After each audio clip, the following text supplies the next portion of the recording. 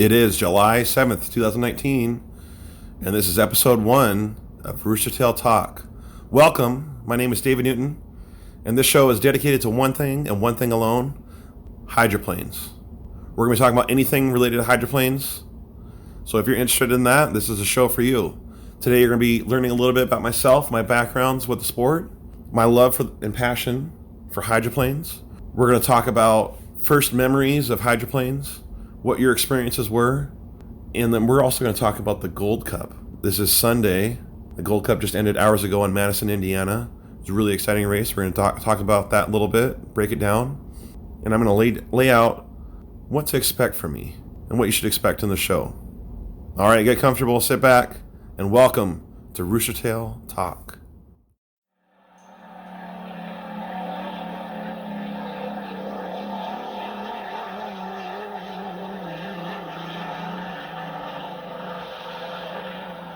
Well, hello there, and welcome to Rooster Tail Talk. This is a brand new telecast or podcast I'm taking upon myself to do.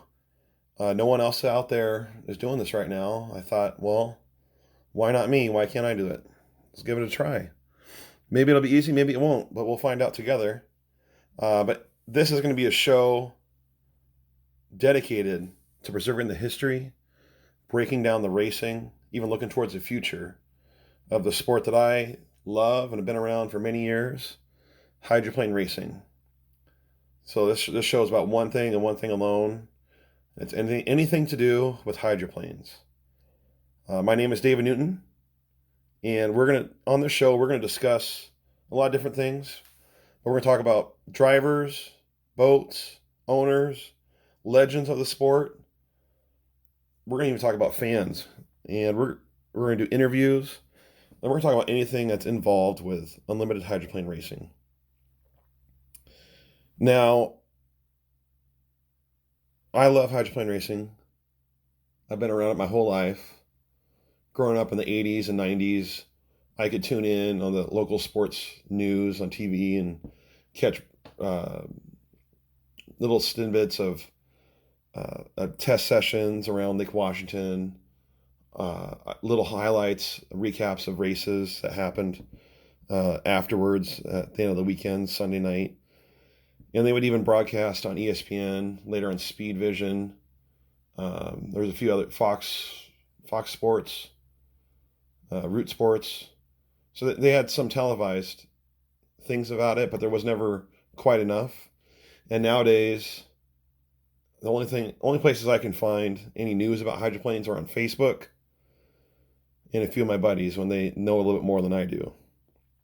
And I really wish there was more for this sport in that sense. I really wish that when you're driving to work and you listen to sports talk radio, that you could hear some chatter about hydroplanes. When you're home at night, killing time watching ESPN and Sports Center, it'd be fun to see a little segment about hydroplanes. So there's no real outlet right now for you if you're a hydroplane fan like myself. So I figured there should be something else out there, right? Why can't there be a podcast, something simple like that we could have as a vessel to continue the chatter, to continue the news, the rumors, the gossip, what's going on, preserve the history. And I figured, hell, it can't be that hard. Why don't I give it a try at it? Give it a try, right? I see there's thousands of other podcasters out there. So I figured it must not be too hard, too difficult. I'll give it a shot. So here we are. Episode 1, the pilot. And my goal is to do a bi-weekly podcast. So every other week have some form of an episode for you to listen to. I want every episode, not every week because we're going to do it bi-weekly, but every episode I want to have a guest on here. Interview someone related to the sport. I want to talk to drivers. I want to talk to legends.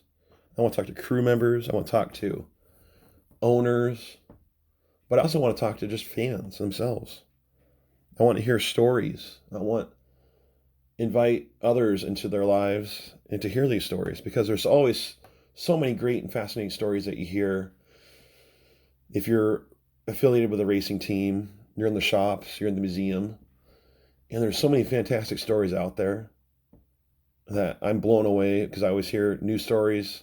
It seems every time I visit one of these places, but not everyone has access to them. So I'm hoping that this can be a place for it.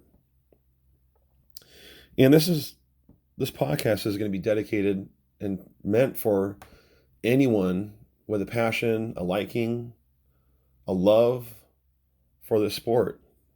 I don't care if this is day 2 for you. You just moved in from the East Coast and just learned about hydroplanes, or you've been around hydroplanes for 70 years and just can't get enough of it. I want to preserve as much of this as we can, and just continue to talk about it. My goal is also to talk about the technical side a little bit, learn more about how the boats work, the aerodynamics, the hydrodynamics, all the racing gear, and what it takes to have a hydroplane and race one safely and fast. So on this journey, we're going to share it together. We're going to learn more about it. We're going to hear stories. We're going to spread some gossip and rumors. Why not? That's fun, right? So we're going to do this together. But before we travel down that path, you probably want to know a little bit more about myself. Who is this guy? Where is he from? Why does he care so much? Well, my name is David Newton. I'm from Renton, Washington, a suburb of Seattle. I've lived in Renton and Seattle my entire life. I haven't gone very far. I lived in Renton and Seattle my entire life. I haven't gone very far. I went to the school district here growing up. I went to the University of Washington, lived in Seattle, got my degree in history, went into teaching. So currently I'm a teacher, so I got summers off. So this is the perfect time to start this podcast, by the way. School teachers, perfect job for hydroplane racing. Whether you're the racer or a fan of it, you get some extra time in the summertime to enjoy this sport. So that might have been a little guilty reason why I went into the teaching field. But anyways, I've been around hydroplanes my entire life. I'm a local here to the Seattle region, which is a hotbed for hydroplane racing, probably a premier destination if you're a hydroplane enthusiast. I know some people out there in Detroit might not be too happy to hear that, but we got one team out there right now, the first in how many years, and we've got pretty much every other team out here in Seattle. But I was literally born into hydroplane racing. My father was Roger Newton. My mother was Martha Newton. They were both Seattle natives. They grew up knowing the hydroplanes and loving them. My dad, he literally breathed, ate, slept, and lived for hydroplanes. We could have conversations for hours on end about hydroplane racing. It didn't matter what holiday it was, where we're at. We found a way to talk about hydroplanes. But growing up, my dad, he was on some crew teams. He helped restore some boats in the museum, the Hydroplane Race Boat Museum. And he also raced remote-controlled scale hydroplanes. He created a few different clubs in the area. He created RC Unlimiteds in the 70s. He helped to create a couple 1/10 scale clubs, Classic Thunder, and then later ERCU in the 90s and the early 2000s. And he helped create these clubs that were for hydroplane fans that either couldn't or didn't want to step into a boat, but they wanted that experience. So I've raced since I was about, 7 or 8. I raced remote controlled scale hydroplanes in one form or another, whether it be electric, nitro powered, gas powered, 1/6 scale, 1/8 scale, 1/10 scale. My father and I, if we could build a scale model of it, and race it, we were happy. So my earliest memories, I've always been around boats. My love for it didn't end at the models. I love the real ones. I love the hydroplanes. As I said, my father was a crew member. He was even crew chief for a number of years. He crewed for Ken Muscatel's team. Before that, in the late 80s, early 90s, he did a couple things for Budweiser. Never got on the crew, but he did a couple things for them. He was a crew member for the Winston Eagle team. He was proud of that. He was actually a paid member for a short while. But he was also a member for a long, long time with Ken Muscatel, Superior Racing. And he was a crew chief in the late 90s, early 2000s when there were free internet, Miss Free Eye, the Miss Rock, Silver Dollar Casino. So there was a lot of days and nights I would go down and help him out and the team out in the shop when I could and when he let me. He didn't always let me go to the shop or let me go to the races with him. One thing I'm still bitter about is he never wanted me to go back east with him for some reason. He didn't want me to go to Detroit or Madison with him. I asked a couple times and I stopped asking after he said no every time. I'm not sure what that was about. I joked that he had a second family back there, but he never wanted me to go back there. A little bitter about that, if you can't tell, but hopefully Detroit will get a race back and I'll be able to go and enjoy that for the first time sometime soon. But wherever I could, I was there doing that with him. And it was such a fun bonding thing to do with your father. But it was just fun to enjoy the sport. Because, God, I love the sport. It's been described as a valley on water. It's beautiful. It's a family event.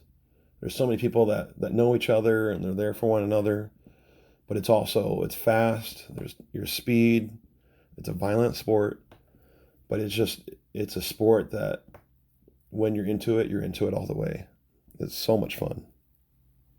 That's pretty much it for myself in a nutshell. I still do the remote controls, hydroplanes. I currently race actively in a couple clubs around the area. I race 1/8 scale nitro and 1/8 scale electric. I have a model of the 1993 Miss Budweiser, the golden red one. It's probably one of my favorite Budweisers. I also have a model of the 1984 Island Security Systems, which that's another story in itself. It's a kind of an odd pick, but there's a special meaning to that boat for myself as well. And then in 10 scale, I have a model of the 1966 Harrah's Tahoe Miss and the 1985 Squire Shop. Beautiful boats. I didn't build those, but they're recently acquired. Beautiful boats. But it's fun. It's a fun thing to do, to get out with your friends in the clubs and just have a little taste of hydroplane racing. We race them. Some race harder than they should because it is a hobby that I do. But it's fun to build the boats, build the models, geek out on the history of the sport, and get a little taste of what racing's like. It's not the same at all as being a part of a team, an organization that's out there racing, but you get a little taste of it. Well,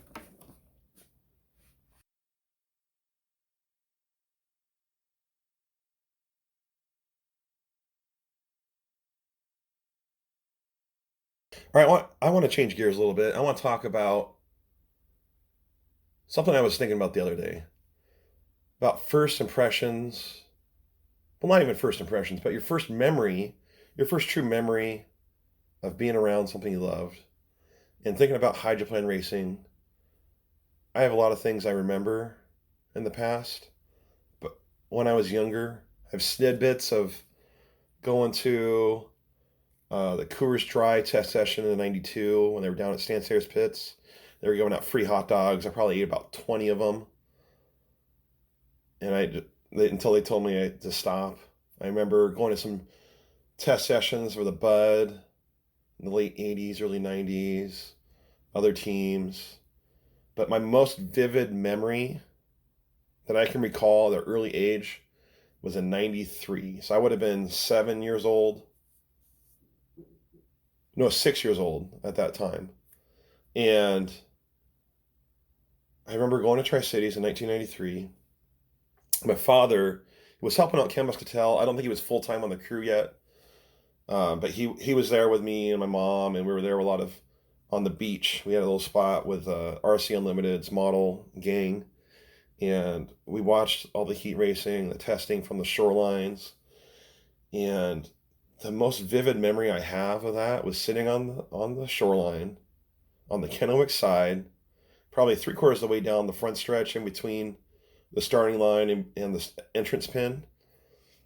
And the thing about Tri-Cities there is the pits is on the far right side by the Blue Bridge. So when you're sitting there on the shoreline, excuse me, when you're sitting there on the shoreline, you can't see the boats in the pits. You can't see the cranes. You can't see them being lowered in the water. You can't see them being worked on the shore. You can only see them when they're on a plane, almost approaching the apex buoy, going probably 60, 80 miles an hour. And I remember them each going out one by one. And in 93, all the teams did a fantastic job, a stellar job of their paint schemes. Each one was unique, different, vibrant, colorful, bright. There were so many Day-Glo boats. It was amazing. That was a fan's dream to see all these different boats. And the designs back then, every boat was unique to its own. There was no copycat of each other, per se. Like the boats nowadays are all pretty much have the similar looks, right? There's subtle changes, but they're very, very small to notice. Like you have to be a true hydro nut to notice the small differences. But back then, they all looked different. You had Lucero hulls, Jones hulls, Leyland hulls. You had boats that were mashed up and just, I call it a Frankenstein boat, where they take parts together and throw it together, right? But I remember seeing the bright Day-Glo Winston Eagle, the golden red Budweiser come out, the green and red, it might have been Day-Glo red, Oberto, the Day-Glo orange and the bright blue, frosted flakes with the tiger stripes, the beautiful orange, yellow, and white Tide, the pink Circus. I know there was a rock, I think it was the first year of the turbine rock. It was all white with neat brown, a little bit of red and black. And God, I know, Ken's boat was bright yellow and blue.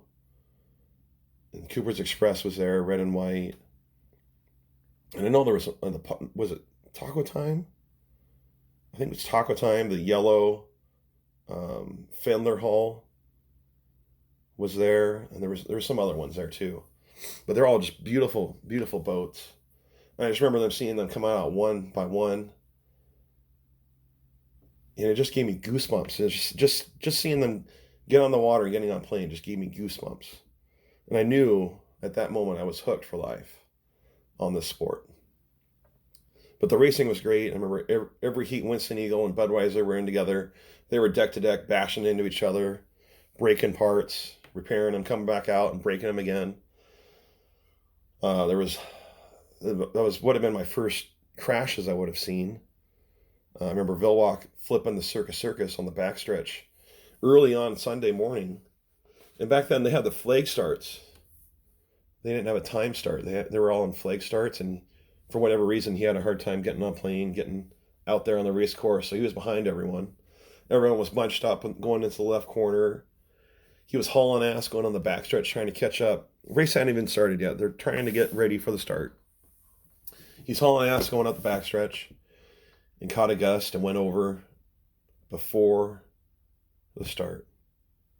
And that was, I believe, Circus's last ever entry into hydroplanes. Last race. And then later on in the day, the Tide going over in the left corner. I can't remember who they were chasing down. I think they were racing T plus, going into the left corner, going into the sun, and they went over. And back then, when you go around the pits and go into the merchandising area, every team had a tent or a booth or a trailer just chocked full of memorabilia you could buy. You could spend hundreds of dollars there on brand new stuff. Budweiser always had the top of the class trailer. Winston Eagle, Smoke and Joe's always had a nice one. I think Tide had a great one that year. I remember getting a lot of Tide stuff. Frosted Flakes as well. And I got an Oberto shirt I'm still wearing. I don't fit into it that well, but I still have it. But I just remember it was so much fun walking through and seeing all the stuff you could buy. Begging my mom, begging my dad to buy that for me. I remember Winston Eagle had some games you could play. I think there was one that had, it was like a squirt gun thing, and you try to hit the target, and the boats would go off. So you're doing like a boat race. You're trying to get the water to them.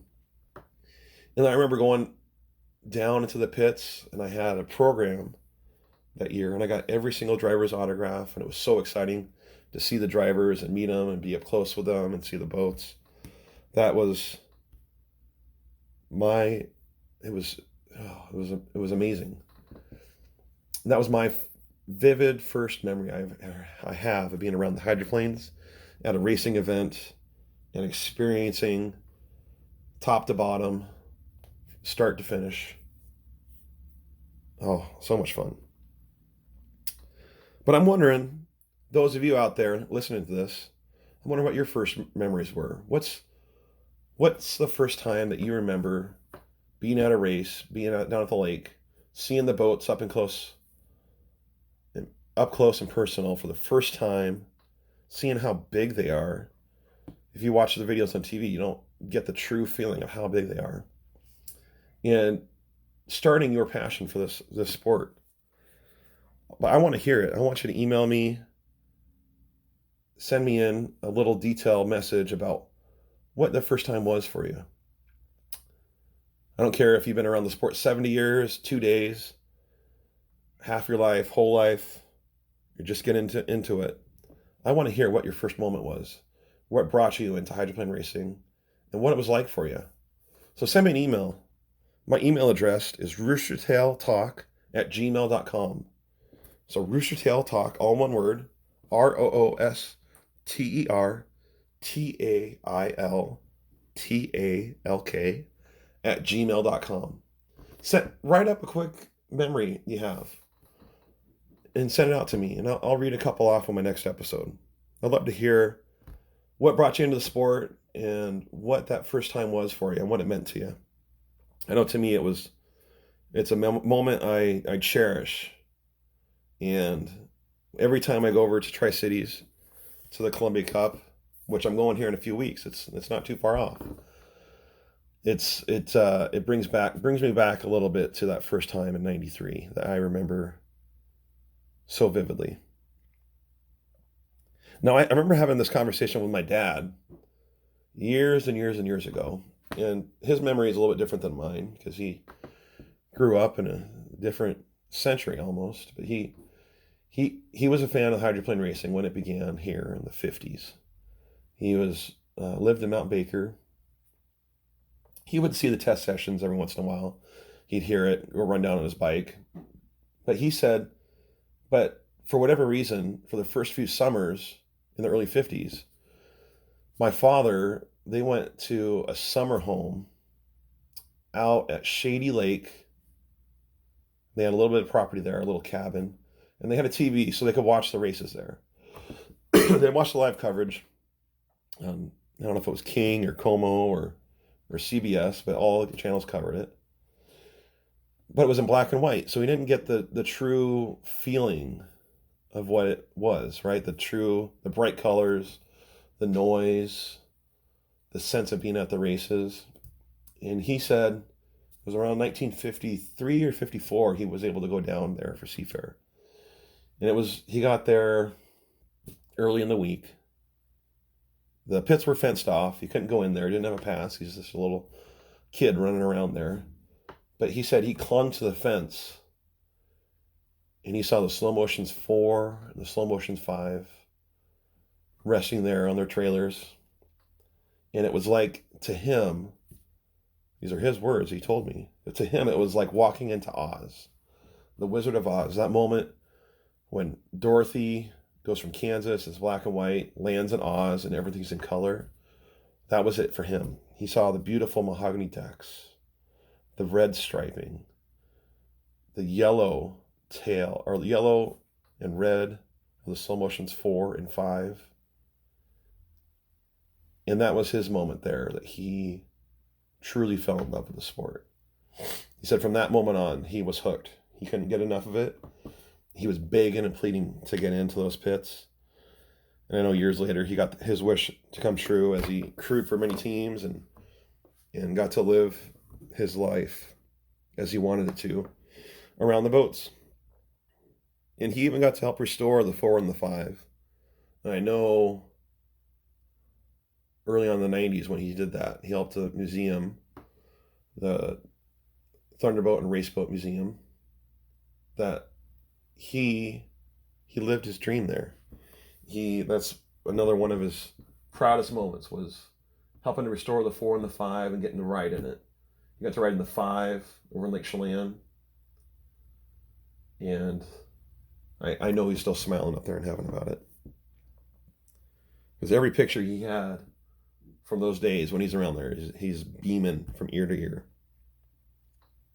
All right, well, that was my memory, my father's first memory. Make sure you send me an email. I want to hear what your memory was, wherever you're out there. Maybe you followed the sport for many years, weren't able to see it up and close and personal until you were able to get out into a trip to Seattle or Madison or Detroit. Maybe you were around it your whole life like I was. So let me know. Email me, roostertailtalk@gmail.com. I want to hear about it. Well, the Gold Cup just ended. I don't know about you. I watched the race online. I watched it through YouTube, the streaming channel there. I hope you got a chance to. I would say by far, out of all the streaming years that they've done, this was the best that they could have done. The aerial footage through the drones, the shore footage. They had a few different cameras out there. I think they had, I want to say 3 or 4. It might have only been 2 or 3, but it seems like there was 3 or 4 cameras out there. They just took stunning footage. It was absolutely stunning. There were camera angles on the boats that I don't think I've ever seen in all the years that it's been covered on ESPN, ABC Sports, Root Sports, Fox 1, whatever.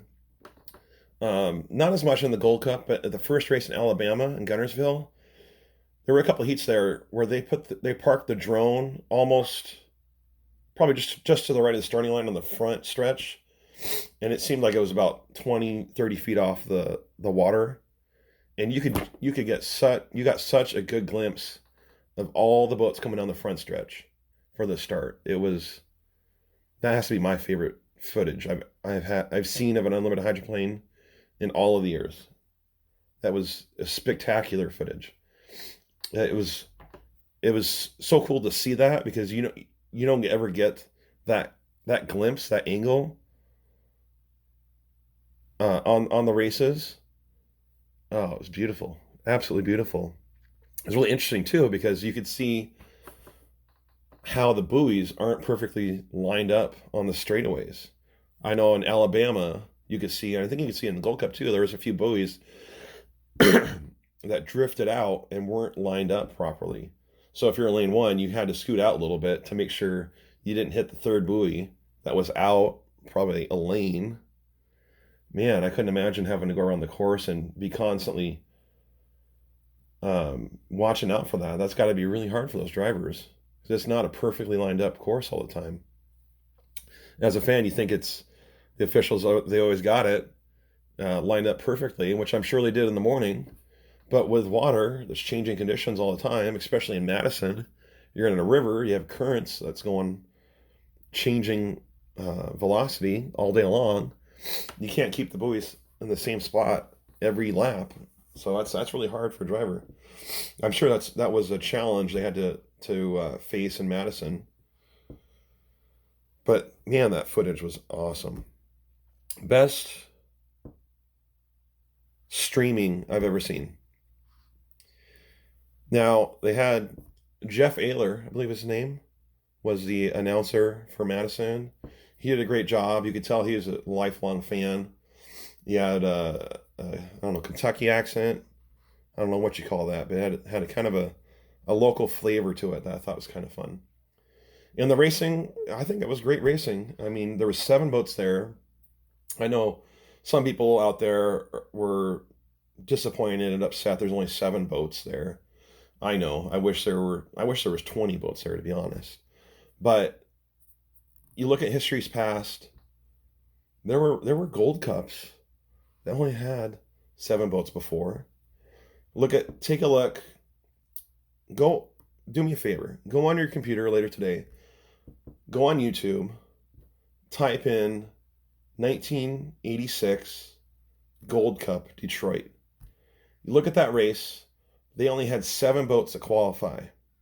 They had 7 boats in 1986, 33 years ago. And a lot of people would say that was the heyday of sponsorships, boat counts, racing, race sites, etc. So to be in that pinnacle time of hydroplane racing, you have 7 boats show up and qualify for the Gold Cup. Well, I would say we're not doing too bad right now. And the boats that we have and the drivers we have are really, I would say, great quality. If you're going by driver experience and talent alone, you can't really decide who's going to win that race.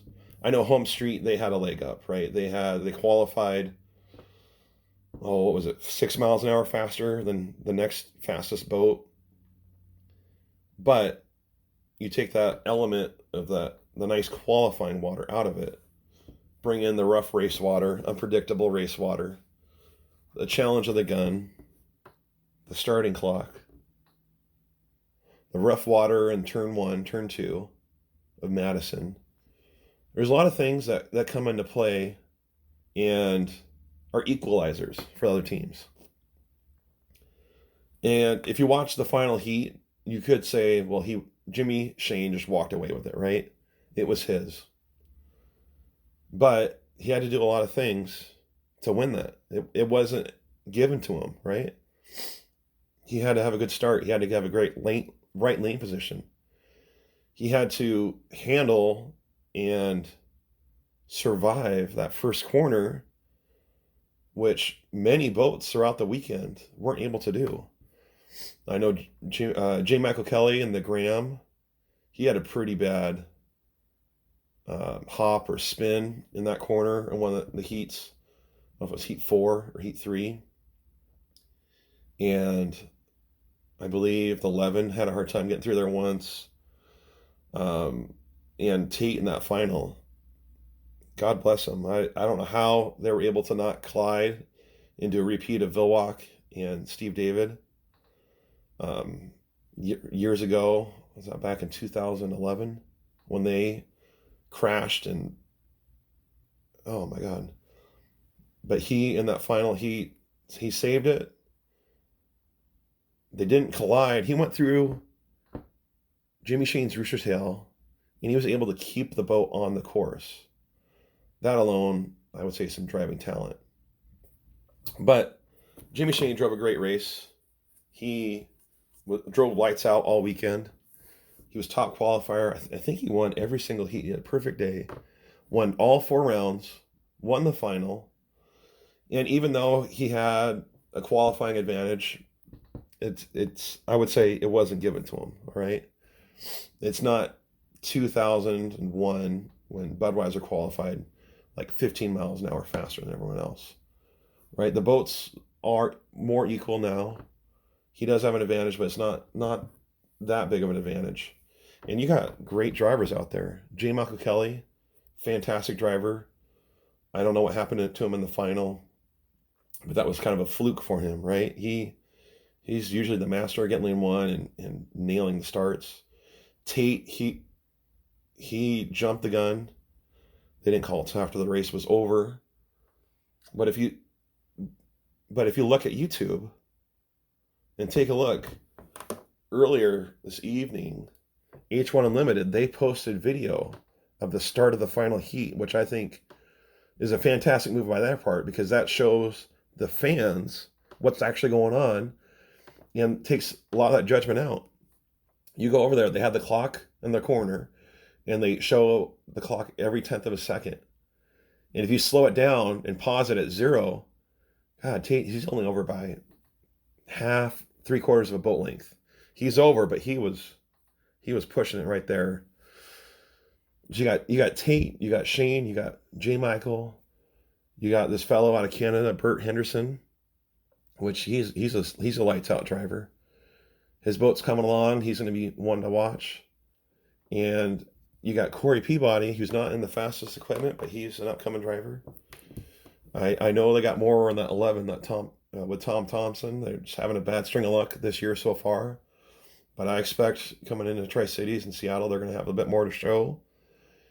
And I think there's going to be some more boats in Tri-Cities. It's going to be a fun one to watch. There's going to be a lot of competition.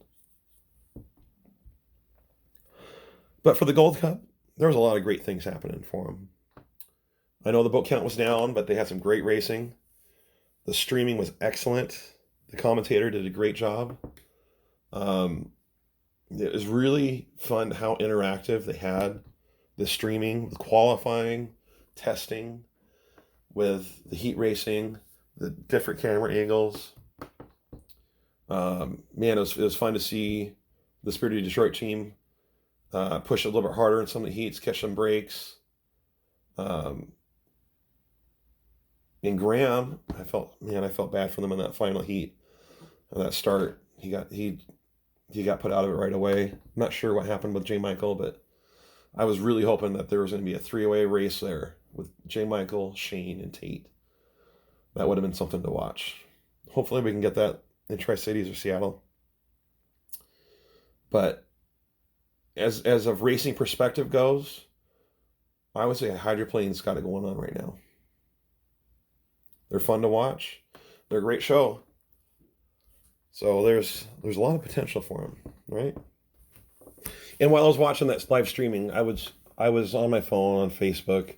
There's several pages out there that do a great job of updating what's happening on over there to fans like me who are at home and want to see what's going on in the race. It's fun to see the H1 Unlimited, the Hydro News, and some of the team pages that give you that information, little snippets of what the driver said after the heats, what's going on with the boats, the qualifying speeds, the penalties that were assessed, rumors going around the pits, boats that had some issues, explaining what's going on with them. And it's unfortunate that you have to look at Facebook or just a live streaming on YouTube to get this information out. So hopefully with this podcast, we can kind of spread some more cheer and love for the sport. And who knows, maybe we'll inspire someone else to do something similar. Another challenge for those members out there, or for people out there listening, send me an email and tell me if you were at the race, how it went, what for you. Maybe you got a story you want to share, and I could share it out with the listeners. And what your impressions were of the Gold Cup. Maybe you watched the streaming online and you liked it. Maybe you thought they did something bad you didn't like. The one thing I would like to see, though, is another camera down there for the interviews. I know Omen Blauman, who was doing a good job of interviewing the drivers on the docks, but it would have been nice to have had a closer up video footage of that and maybe some better audio. Some of the sound bites were pretty hard to hear on my TV. But otherwise, I just thought it was absolutely fantastic. Absolute fantastic for the fans to see a bit more than, I just remember just a couple years ago, you had basically one person in the tower taking what looked like footage from their phone. So good job, H1. Kudos to you. And great, excellent job on that aerial footage. It just keep it going because the fans like it.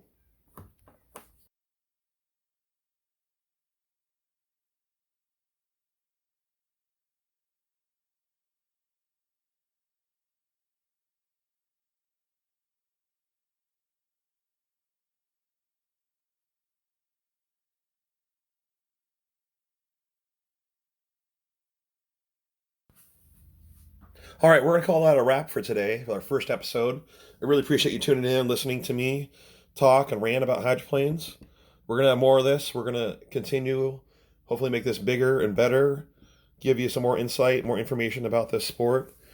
Uh, a few weeks away, we're almost there to the Columbia Cup, Tri Cities, Washington. Before that, I even heard rumors there's going to be a test session on Lake Washington down at Stan Sayers Pits in July. I do not remember the last time there was a test session at Stan Sayers Pits in July, let alone any time of the year. I feel like it's been a few years since any team has tested down there. So I'm really excited for that. The old boy Alberto is going to be down there. Driver Jeff Bernard, he's back. He's going to be racing. He's going to be on hand. I'm going to be interviewing him from the pits. We're going to get some insight on what's going on with that team, what to expect from them. Hopefully I can talk to a few more people down there. So I'll bring that to you next episode. And we're also going to preview the Columbia Cup. I think there's going to be 10 or 11 teams there. We're going to talk about each team, who's going to be there, what their chances are to win, and what we should see from them. I'm excited. Hope you are too. Thanks again one last time for listening to Rooster Tail Talk. This is David Newton. For more news about our podcast, please check us out on social media. We're on Twitter, Facebook, Instagram. The name is Rooster Tail Talk. Please also hit that subscribe button so I know that you're listening out there. And until next time, I'll see you at the races.